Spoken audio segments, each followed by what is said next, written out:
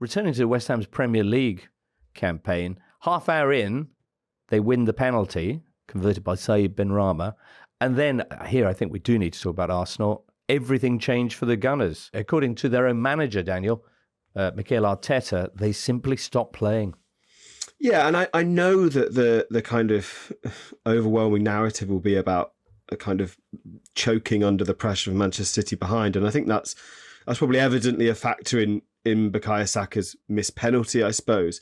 But the reality is, for the second week in a row, it's not that Arsenal have clamped up, it's that they've seemed a little bit too freeform, almost an arrogance or a cockiness to say we've won this game at 2-0. And I think if you look at Manchester City over the last couple of weeks, against Leicester, they stopped playing at 3-0 because they thought the game was done. And yes, they let Leicester back in a little bit in the last 20 minutes, but they just kind of kept it tight and stopped playing. What Arsenal seem to be doing is like this sort of free form, we can score when we want at 2-0, which if you watch the Liverpool game last week, it's nonsense behaviour because they're playing teams who have got things to fight for. And I don't get that. I really don't. I don't understand how Arteta must have drilled into them after last week that there's nothing won yet. They haven't won a trophy yet this season. They haven't won the league title yet.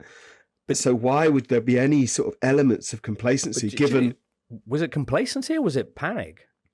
No, I think it was. I think it was complacency first. I think they thought the game was won after 15 minutes, and they played in that exact manner. And then it's a sloppy mistake from Thomas Partey, and then it's a clumsy foul to give away a penalty.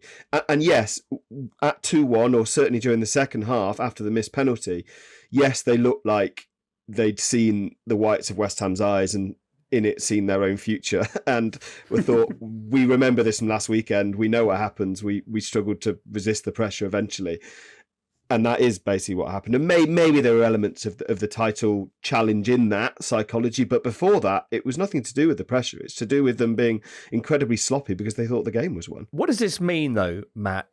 Before the game, Arsenal needed to go to the Etihad and at least match City's result there, assuming that City win their game in hand, and that's still what they need to do. So you think they probably need to win there because they then play Chelsea, fine, but then they go to Newcastle where they've obviously traditionally struggled. So that would be the problem. I think Arsenal tend to get that weird kind of complacency when they have too much of the ball. They had 72% possession here, and as Mikel Arteta said, it all became quite tippy-tappy, sterile, passing going nowhere, didn't it? And too much time to think, and that could be a problem for Arsenal for the rest of the season, I think. Totally. And the period in which they lost this game was not, when Benrahma pulled one back from the penalty spot. As Daniel said, it was the 20 minutes before when they were 2-0 up. They had their foot on our throat.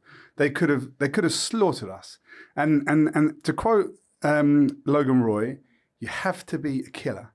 That kind of like ruthless bullying instinct to like kick your opponent while they are down is exactly what we are seeing from Man City at the moment. They've killed you by half time, and Arsenal kept us alive in that 20 minutes, and that was the game. The Totally Football Show podcast is available 3 times a week, bringing you all the football news you could reasonably be expected to care about. We've got views, we've got stats, we've got analysis, we've got some of the best football writers around, and the whole thing is absolutely free. So have a listen on Spotify or Apple Podcasts or all the usual places by clicking on the link below.